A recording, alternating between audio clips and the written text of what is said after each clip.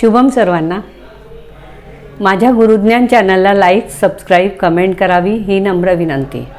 प्रेमालय अंतर्गत सर्व शिष्यांसाठी सकाळी 4:30 ते 5 सेशनमधून आम्हाला मार्गदर्शन केले जाते।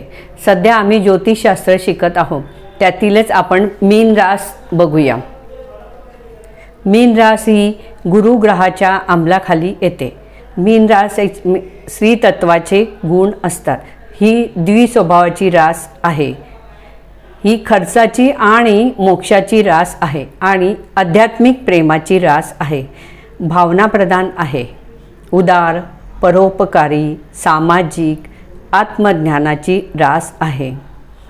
या राशीच्या लोकांमध्ये अंतरप्रेरणा, अंतरस्फूर्ती, उच्च ध्येय, स्वार्थत्याग, भक्तीची आवड, भूतदया असते।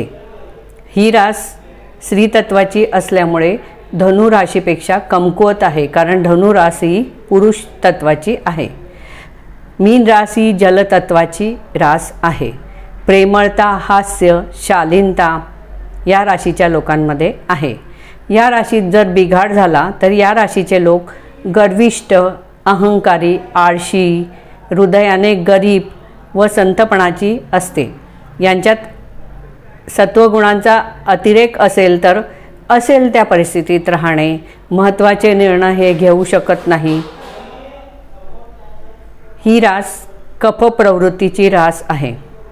या राशीची लोक दिसायला सुंदर आणि गोऱ्या रंगाची असतात।